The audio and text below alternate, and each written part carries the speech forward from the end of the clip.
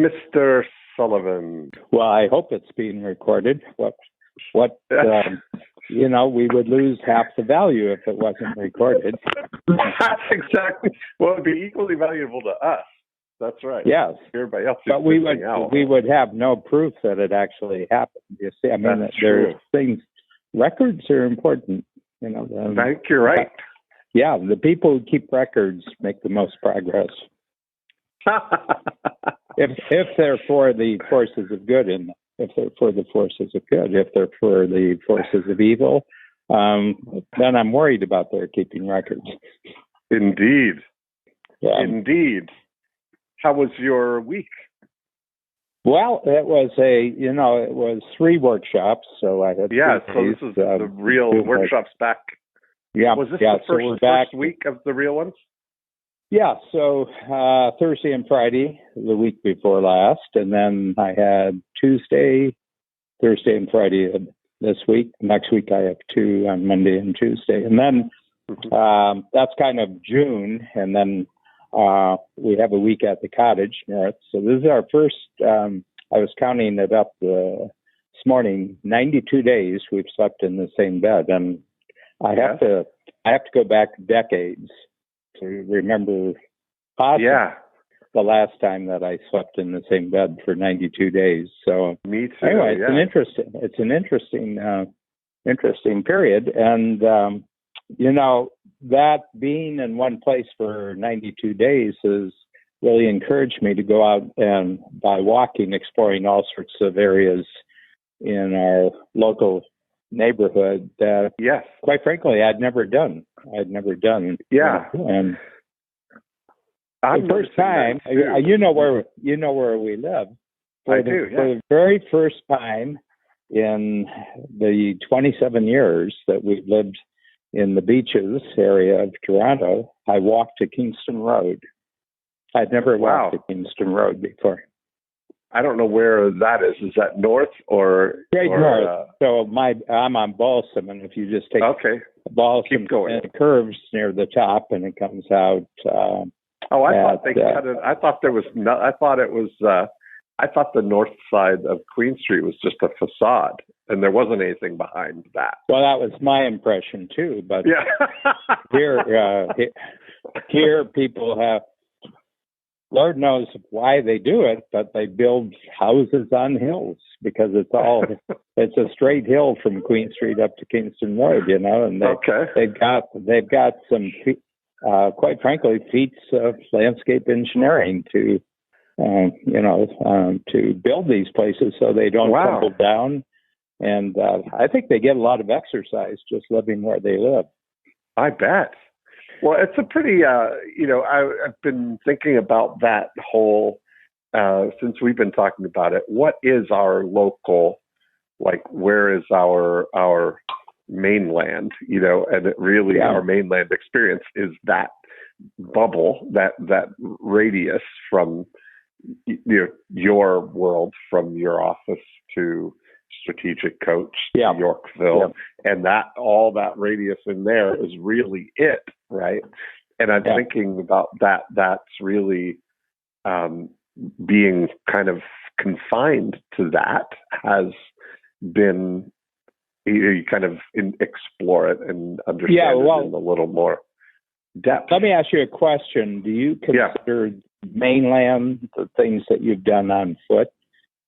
Because what I mean by is that I find that I've now claimed about 5 more blocks north of where I live because I've done it on foot. I'm like... that's interesting. Okay. Yeah, on foot. I think on foot, first of all, it takes quite a bit of time. You're not moving quickly. And you look all around and you take in things. As opposed to, now I've driven the Kingston Road many times, but I never considered that I was actually there because you have a technological medium between you. But I'm just starting to consider that the mainland is stuff that we do on foot. Yes. Well, that how would that be? How would that be as one of our to be proved concepts in Welcome to Cloudlandia. So for the Yes. listeners, you're in for a very, very unique experience, because basically for the next 4 weeks, these are the last episodes of The Joy of Procrastination, and then somewhere right near the middle, to be determined, we don't have the exact date, Dean and I moved to a new podcast series at the same time, same extraordinary conversation, but it is now called Welcome to Cloudlandia. Yes. As you say, and I'm getting excited. I am too. My only thing is not to store up things until that happens. My feeling is that we should be straightforward, that we're discovering all sorts of things about Cloudlandia, and I agree. We shouldn't hold those back. Okay, good. The whole, the thing that is, when you say that, I look at the difference here. I was just thinking, as you said that, between 1972 and 1982 in Georgetown, Ontario, I probably traversed almost every square foot of Georgetown on foot at some point. I have a very, because I was young, before I got my driver's license. So either on bicycle or on foot, I've been grounded to the territory known as Georgetown. Yeah. And I think that you are right, that there's something different about having an experience. Like, I can still go back to, that moment. I can be in anywhere geographically in the territory that I was in there and have an on foot recollection or experience of it. Well, let me ask you a question. Let me ask you a question about that experience that you had, of one, let's call it a neighborhood, because Georgetown is an actual town, but it's not in the city of Toronto. It's outside of the city of Toronto. So it's kind of surrounded by rural landscape, separating it from the next town. Yes. How much of that experience of actually exploring it on foot or on bicycle? I'll grant bicycle. I think bicycle counts as a mainland experience, a legitimate mainland experience. How much of that really triggered your mind that you could create a program for real estate agents where you could show them the progressions, where you could have a single homeowner who could spend their entire life in a particular neighborhood, let's say from their 20s when they got their first house to their 70s when they would sort of reach their final, the final house that they would have for the rest of their life. And you have all sorts of and you could map them. You could map the aspiration path of a homeowner in that. And that's really what I see that you did. How much was that really based on your own walking experience in Georgetown? I think that a lot of that, as I look back on it now, if I connect the dots, I wouldn't have realized that that's what was happening then. But on reflection, there are a couple of key things that happened. Number one, I grew up in Georgetown. So I grew, in 1972, we moved there. I was 6 years old, and so I spent all of my whole childhood there. Now, something happened when in 1984, I'd say. So you were about 16. You were about 18, I guess. Yeah. So I moved somewhere in there. So I moved to Florida in 1984. I went to. I was always going back and forth playing tennis. My father, had family here, so we would always come down, 3 or 4 times a year anyway we were down. And my father worked with Air Canada, so we had free airline flights, so we would always come to Florida. Then when I came down here for high school, then for the first time, I drove down one time, right? Mm-hmm. And what struck me as I-75. really, yes, what struck me as really interesting in that was the newspapers. So, and it's funny how I just had this sense, like you would drive down through Dayton, Ohio, and through Cincinnati and to Covington, Kentucky. Yes, exactly. And to Chattanooga and to so we stayed Macon, Georgia. Macon, Georgia. If you could make it to Dayton, Ohio, that was like a first good stop. So we would stop there, then went to to Tennessee. And I remember looking in the local newspapers, and I remember thinking to myself, like, everybody's experience, like, this is different than the Toronto Star and different than the Toronto Sun or the Globe and Mail. That our experience, that everybody's experience is, and I was thinking about, well, their newscaster, their weatherman, their stuff is different, but it's the same. And I started realizing this like thing of the world, right? Yeah. And I remember seeing some movies that were depicting the 30s and 40s in New York, and it was like really the world was very developed in 30s and 40s, and my lens to history was through the tales of my mother, who grew up in Newfoundland, small town fishing village, Newfoundland, where in the 30s they were chopping wood and lighting the stove and going to the one-room schoolhouse to still like almost like Little House on the Prairie, 19th century in Canada, like Little House on the Prairie. And the rest of Canada, 19th century U.S. Yeah, and I was thinking that's like where that's what history was like. So that thing of awakening to the different experiences that, growing up in an area, you have that. And I remember that in 1984, it was like a really interesting thought that I started, observing that, this difference between sort of local and national, because I would recognize, some of the, the restaurants were the same kind of thing. Like they had a Kentucky Fried Chicken and they had a thing. So it's like, I don't know how you go through, like, your first kind of. Well, it was like the movie Green Book, that won the Academy Award.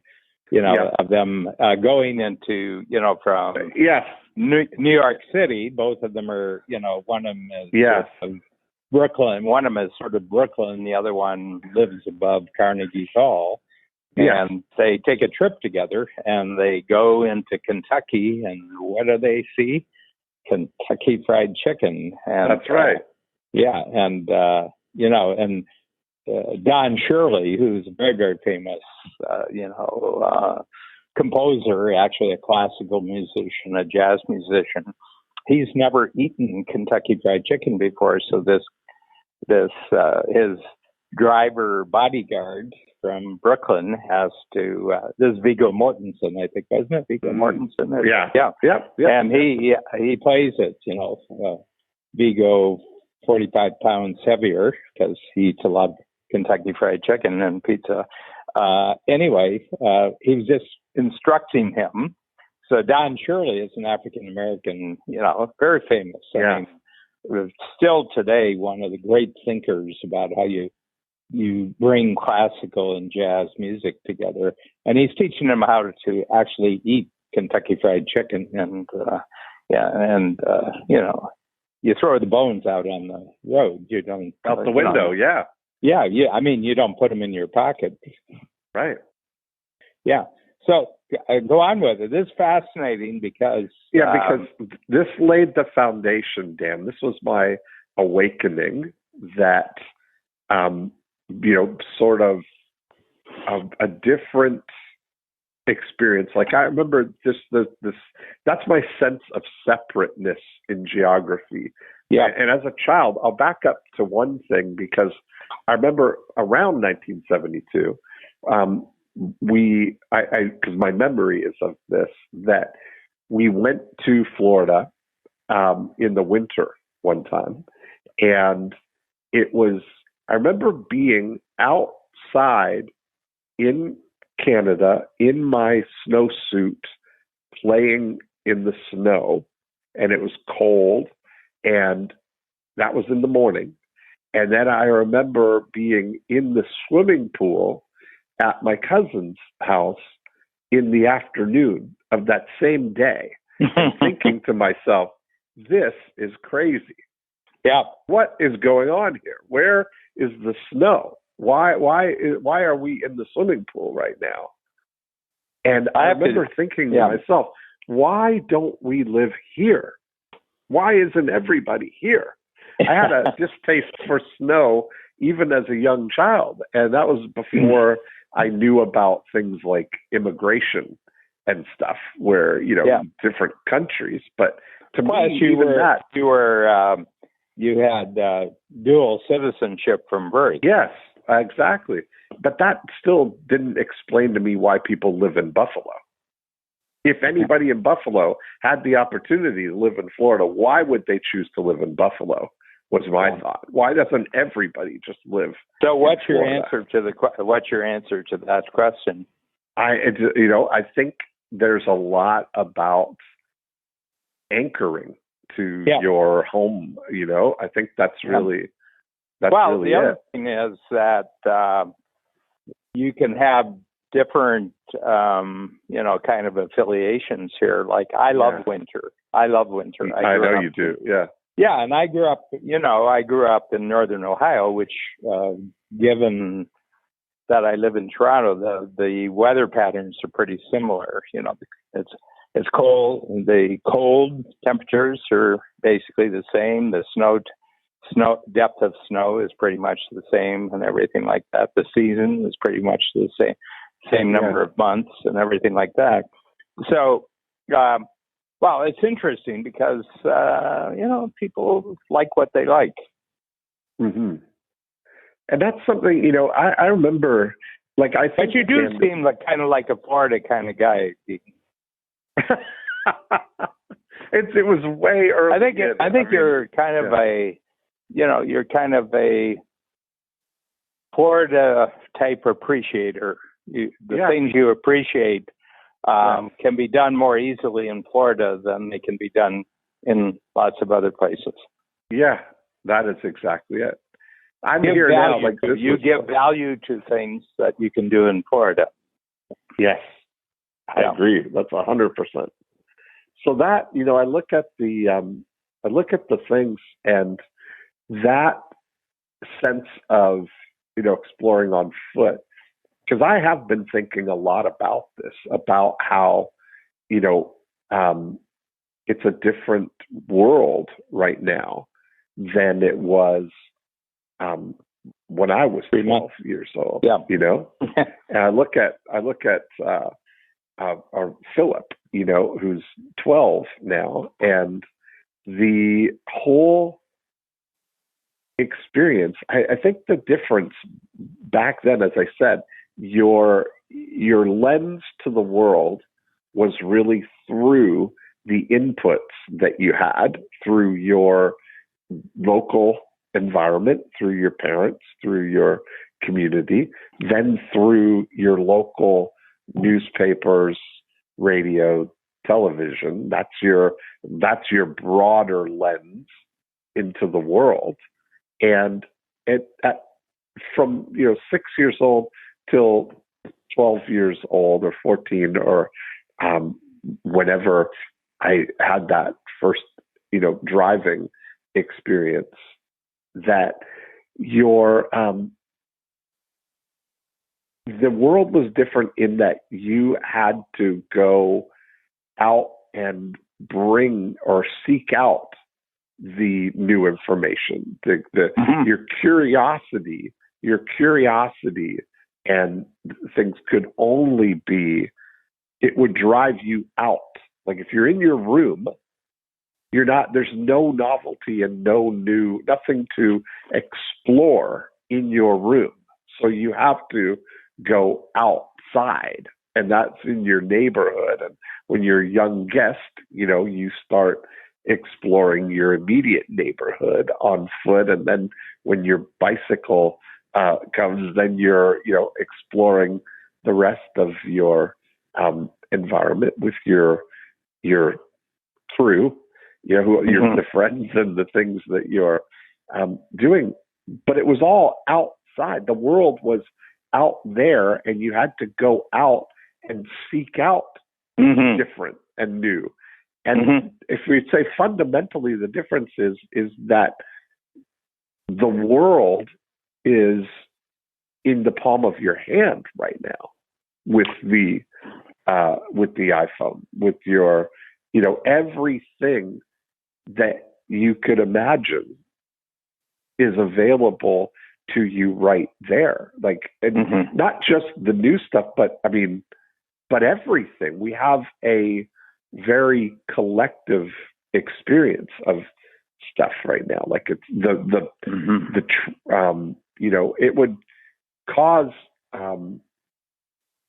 it would be a very sort of regional thing to create an uproar or to create a movement of something would have to really be grassroots and take hold. Yeah, well, it's really interesting because I've been watching the riots for the last 2.5 weeks, and then a group took over the entire central city of Seattle. Well, Chaz. Yeah, welcome to Chaz. They've created a new types of community, and I was sitting back and I said, that's an interesting experiment. I said, first of all, they just take over the government because essentially the government they had, which was, a bunch of mealy-mouthed people, they just threw them out and they took over. I don't know how extensive the area is. It's called the Capitol Hill Autonomous Zone. 6 square blocks, I think. 6 blocks square, 6 blocks square, so 6 by 6 blocks. And, there's no policing as we would normally understand that in that. No, defund that right away. Yeah. And I was looking at it and I said, well, we should just, instead of getting emotional about it, we should just look at, well, that's an interesting experiment that's happening in one city, in one state. There's 50 states, and it's happening in one state. And from my understanding of the U.S. Constitution, the whole point of federalism, namely that, the federal government has certain laws and the states have other laws and they have certain control. I said, it's interesting. We should all watch this experiment and see, are they creating anything new that might be useful for other people? What happens when you don't have actual police for, a month, 2 months, 3? I think, quite frankly, they should just keep it going for a while. The governor doesn't have any power. He's not going to do anything about it. The mayor has zero power. She's not going to do anything about it. And I said, no, it's interesting. We could really. America is a lot about experimentation. I said, this is an interesting experiment. And I wonder what will happen. It's going to be an it's interesting. The truck drivers have said that they will not deliver any supplies to this area because they can't be guaranteed that they won't be robbed or beaten and anything. So this new Chaz government can't give them any guarantees that they won't be robbed when they come in. So the truck drivers who deliver all the food to the area are kind of saying, no, we're not going into that. It's dangerous enough going into downtown Seattle. So I don't think we're going in there. So this is an interesting development. So the Chaz government has a foreign affairs issue on their hands. They can't get any food. Yeah, this is something. I mean, it's a fascinating thing is to watch the different coverage. So are they going to have an ambassador? Are they going to appoint an ambassador to the truck drivers of the world? In other words, they'll send out an ambassador. But then how's that guy going to get that job? How come he's the ambassador? We need not only that. Do we know we can trust him, or is he it's just a chance for him to get out of the zone? This is crazy. No. Hey, it's an experiment. Yeah. They always said we want to take over the government. Well, you've done it. Now, the dog caught the car. Now, what's the dog do with the car? Right. Yeah, I mean, it's interesting to see because on CNN it's a feeling of a festival, Dan. It's more like a street festival. It's the summer of love. That's what we're looking at. It's like Woodstock. Yeah. Middle of a city. It's going to be the summer of love. Yeah. Just, I mean, who knows, Dan? I mean, are the people who supply plumbing to the Central District, are they going to continue to supply plumbing and fresh water? I mean, it's going to get complicated. I think it seems simple, but I think it's going to get complicated. Yeah. It is when you wonder, it's the same. In the end, it's all about plumbing. It's all about plumbing. Yeah, you looking back now, it's pretty, that's an amazing thing about history, right? And you really sort of understand that that's probably not unlike the, first colonizers, coming to America to escape then having to realize to get into the point where the founding fathers go through putting the whole system in place.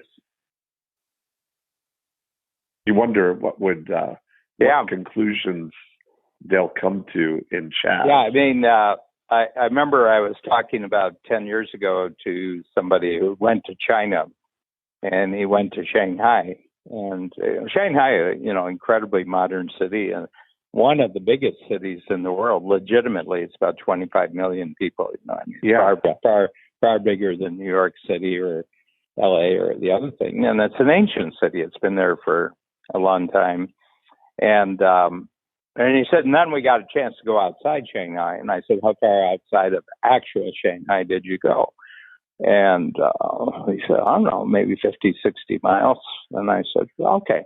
I said, did you have a chance, when you were 50 or 60 miles out of Shanghai, very modern city, to have to go to the bathroom? Uh-huh. And he said, yeah. And I said, what was the toilet like? And he said, well, actually, it was just a hole in the floor. Yes. And I said, yeah. There's no competition. If they're still shitting in a hole in the ground, they're not a competitor. Right. Yeah, that's something, right? When you think about that, 50 miles outside of the biggest city. Yeah. I bet Star Trek, I bet they had excellent plumbing on the Enterprise. Oh, I bet you're right. First thing I think about, first of all, and that, like you think about, we have a system, and it's a private system of toilets, bathrooms, toilets, the full, the full experience. Just in terms of McDonald's, if you go across the United States, you look for the golden arches because that's where you can go to the bathroom. Right, exactly. and it's always in the same place, and they have a schedule up on the wall, and you're not more than an hour away from the last time somebody cleaned the bathroom. Isn't that amazing? And that was something that, one of the staples of driving down 75 is Cracker Barrel. I love Cracker Barrel. Yes, right.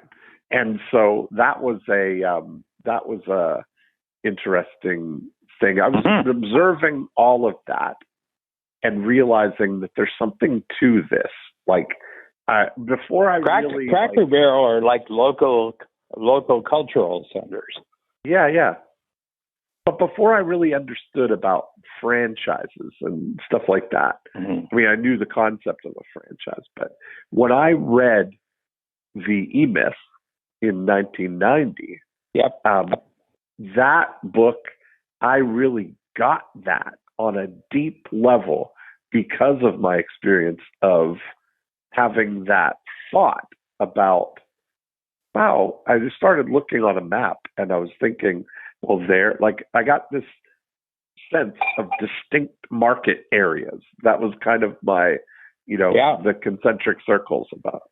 Now we're in this is the Louisville influence zone, before I knew about DMA, demographic market areas and stuff like that. It was just, the seeds were planted. And that's where I started realizing that people have the same needs, but they're served in their local market. Yep. Yeah.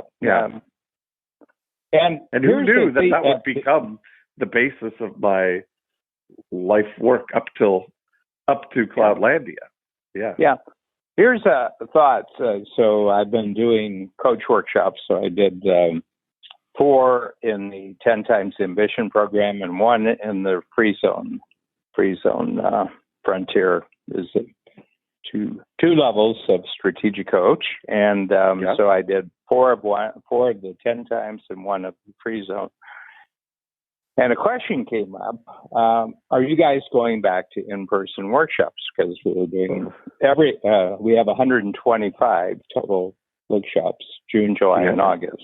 Okay. Yeah. And the reason is because we don't know what's predictable about people being able and willing to actually get on a plane and fly, which most of our clients do. So we just said, June, July, and August is going to be Zoom. Yes. So the people asking, they said, what is it? I said, well, you got to look at this, and this is useful for us on our upcoming name change. I said, think of 2 circles. One of the circles is Zoom, and one of the circles is in person, and they actually interact. It's like a Venn diagram.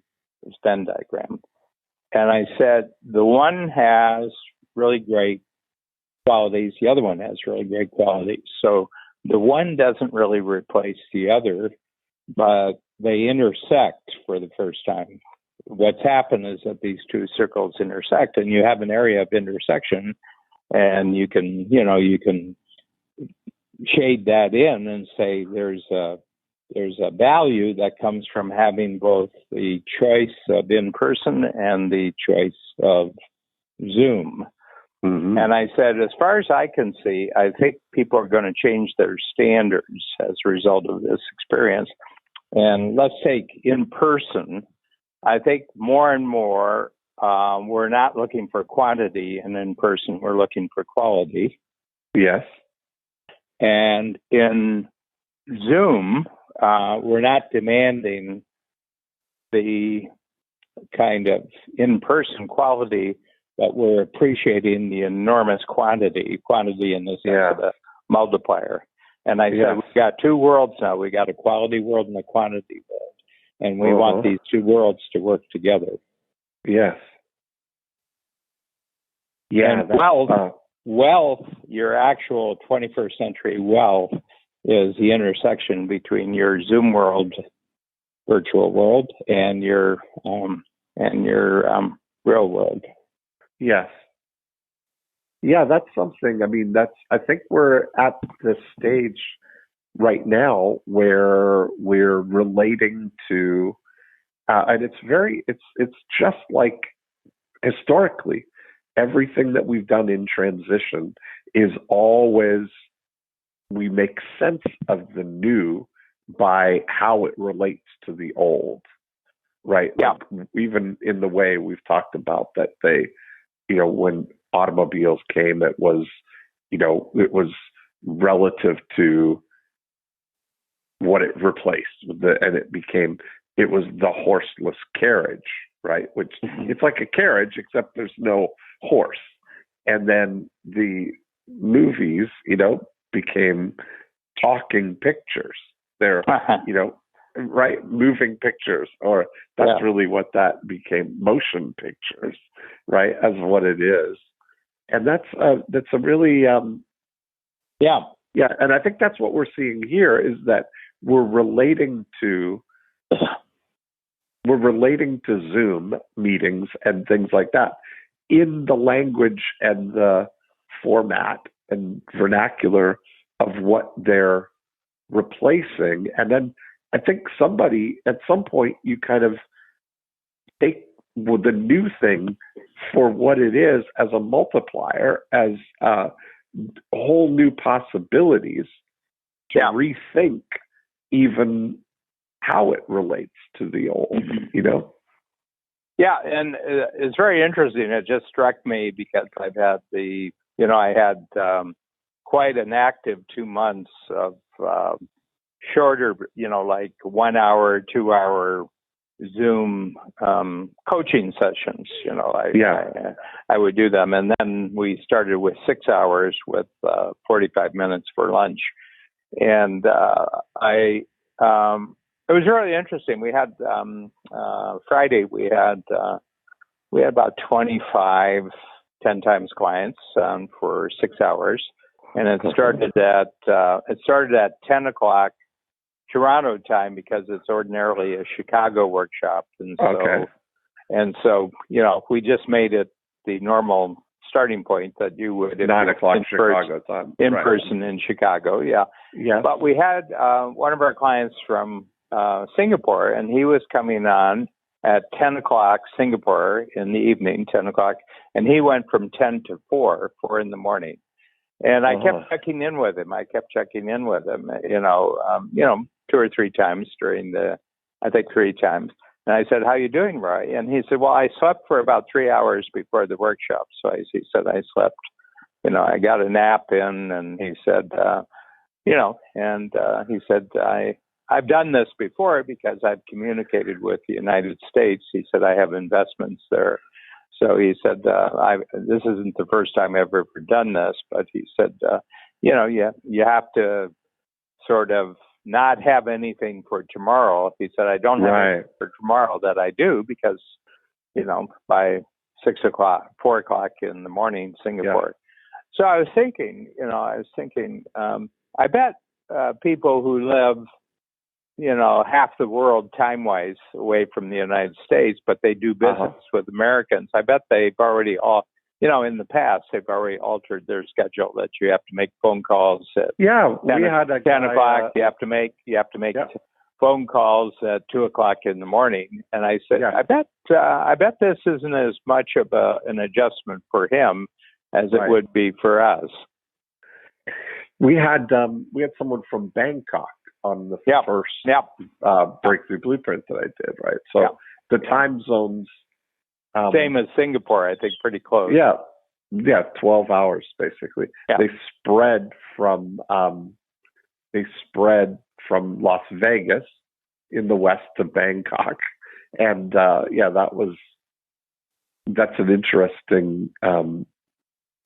an interesting thing. But you think about, for Roy, the impact of coming to Chicago. What that would entail. Well, like you're saying, you can't have anything the next day. 17 hour. He's 17 hours from start to finish. Just to get to Chicago. Right. And then he's got to do maybe an hour difference because of time changes on the way back. And And I And mean, so he loved it. He loved it. He said, I've gotten an incredible amount out of this, and I was talking to him. Yeah. He had a great story to tell, and so I had him talk about something he had done during the past 3 months. And, it was really, everybody was very excited about what he had to say. So, it's interesting. Yes. And that's the thing. So I like this exploration of that. I wonder if the straddling of mainland and Cloudlandia capabilities is really a baffler in some cases. Can I tell you? I think it is the single greatest competitive advantage going forward. Yeah. Tell me, say more about that. That if you can comfortably move from these two worlds and not expect of one, which is actually the advantage of the other, but you're able to tap into both advantages, I think it's the greatest single lifetime competitive advantage. Yeah. I'm excited to explore all of that. Yeah.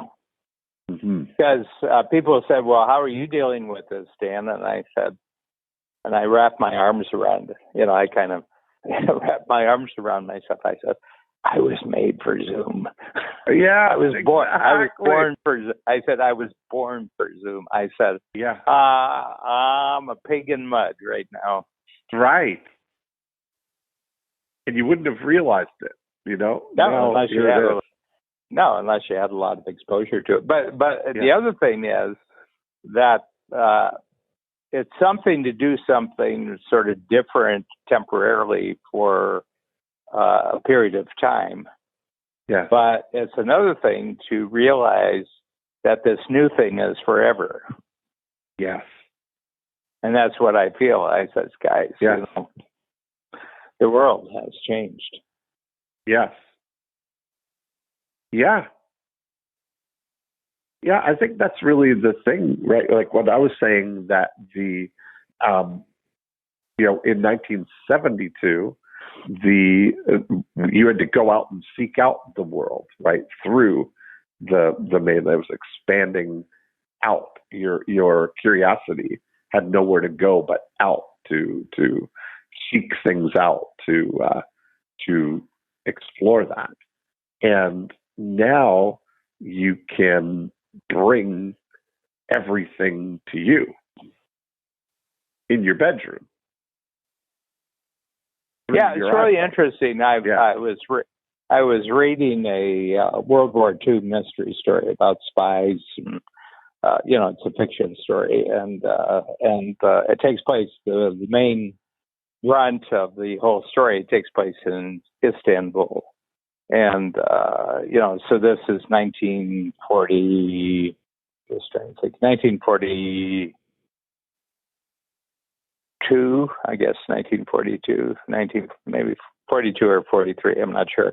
So he's a British spy, and he's trying to discover whether the Turkish country of Turkey is shipping chromium to the Nazis, because chromium was used to improve the metal that they were using on tanks and guns, artillery tanks, and everything like that. So he's in there, and he's so fascinated by the city.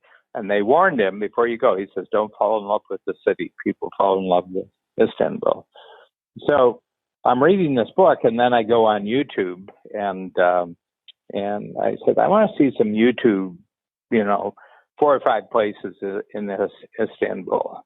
And, and you go immediately, and they have 4Ks. So they say, this is a 4K video. And they were sharper, a little bit sharper. And I was watching it. It was like the Blue Mosque and, the Golden Hind. There's all these Istanbul. And I said, it's really, really interesting. I'm really captivated by the story. I'm captivated that the character is captivated by the city.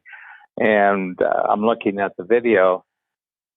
But I said, I have to say that I think probably in about 2 days of actually being in Istanbul, I would be kind of bored shitless. I'm just imagining myself spending 3 or 4 hours walking through the Blue Mosque, and I said, "Oh, I kind of got it. I kind of got what this is all about, you know." And people say, "Oh, the Blue Mosque and everything else." And I said, "Yeah, yeah." So I've been places. So I'm wondering, my favorite places in the world are where I'm most excited about my thinking. Yes.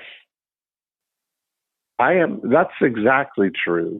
I was thinking about that, my favorite places, one of my favorite places is Table 10 at Jacques Bistro in Yorkville, Ontario. Yeah. Yes. And that is 100% because of the conversations that take place there. Yeah. Yeah. Yeah. Yeah. So my feeling is that just an observation about a week, first week, so, very early in the game of strategic coach workshops, when we wrap up at the end, so we go around, we have about, 20, 25 minutes where people can talk. And they said, I was very skeptical about this, and it was only out of loyalty that I really showed up for this. But I got an incredible amount out of today, and I don't know if I would have gotten this much out of a day where I flew to Chicago. Right. Yeah, I think that there's something to that there's, an element of, I think there's some amplifier in being, taking in the information. Like, I know that you're 100% in your environment right up until 10 a.m. Yeah. And so there's no fatigue, no, you didn't quite sleep the same because you're not in your own bed, and there's no jet lag or no travel fatigue or, having to get up earlier than normal to get ready and get going and all of that stuff. You're in your own environment, having lunch at your own house. You're, and you can actually, Well, you know where the restroom is, and there's no lineup. That's exactly right. Yes. I guess that's the thing, right? First break we take, I say, well, everybody, you all know where the restroom is. That's true, isn't it?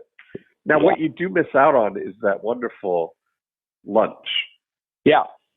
The food at Strategic Coach is, it doesn't get any better than that. Yeah. Yeah. Yeah. But it's really interesting, and then about, when I'm saying goodbye at the end, I say, who's going to Harry Carey's? Who's going to Harry Carey's? Ah, right. Exactly. That's funny. Yeah. Yeah. Yeah. But my feeling is that it's better to think of this as two intersecting circles, that there's an area in the middle that's entirely new, and the newness of it is that you have the advantage of two worlds. Yes. Yeah, I get it. But, that's an interesting thing that also, with opens up the possibility for Istanbul as a hotbed of entrepreneurial growth. Yeah. Because it can just be in Istanbul. That's or that whole time zone. Hey, we share.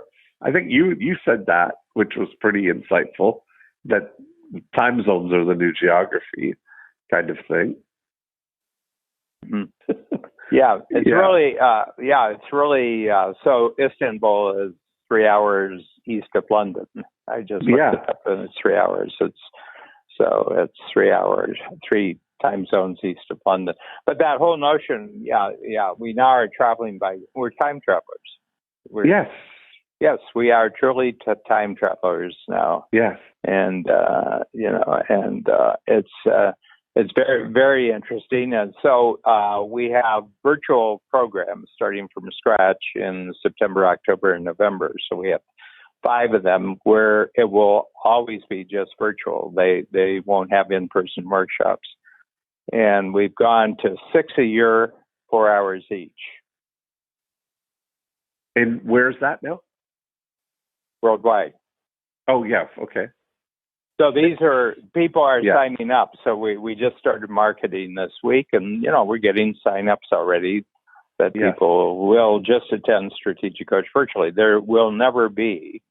Yes. Yeah, I mean, they can try it out. They can come, but it won't be their workshop. It'll be somebody else's workshop, and they're joining as a guest. But we're just marketing 5 of them, and we have one in Greenwich Mean Time, so London. Yes.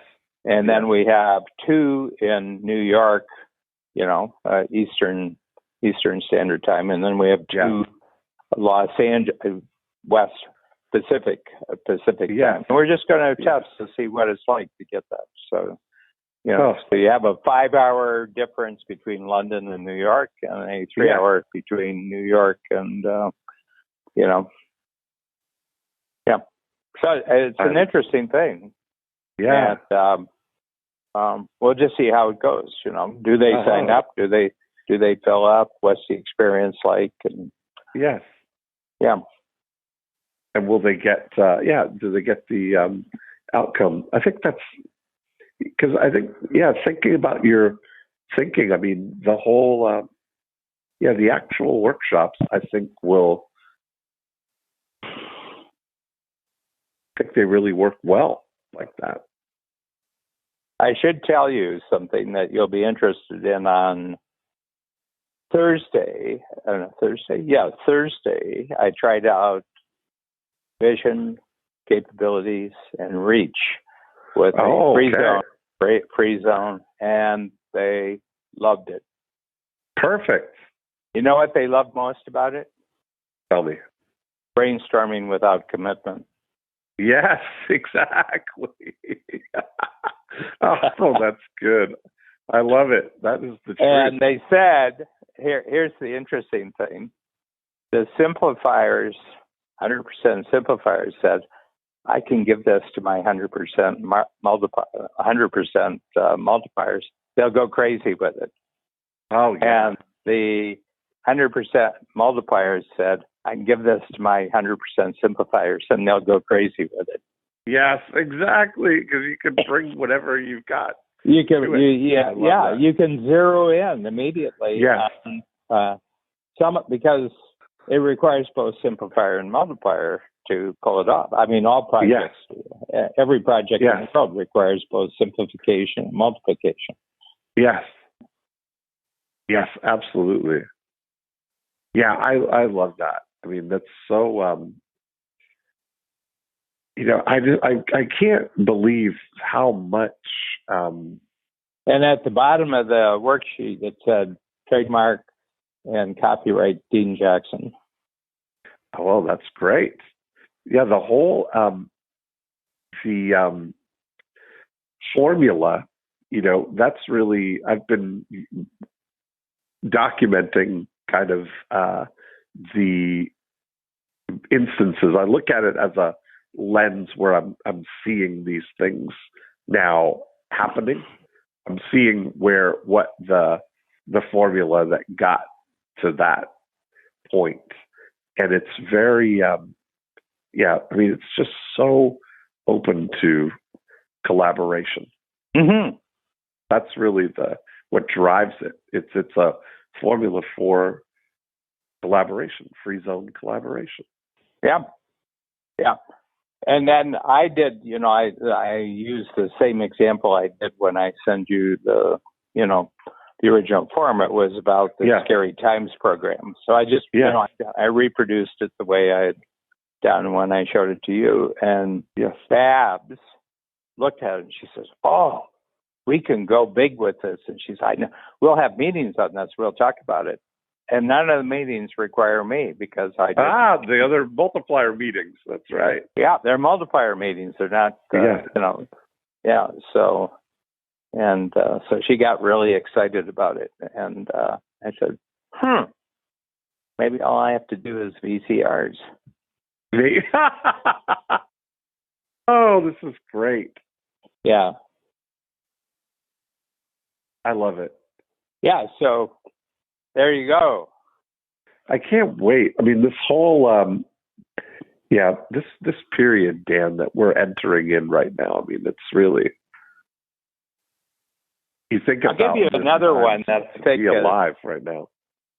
I'll give you another one that I suddenly got a thought about, and it's probably worth a bit of a further conversation about it. So I've been reading the Peter Zion books, The Absent Superpower.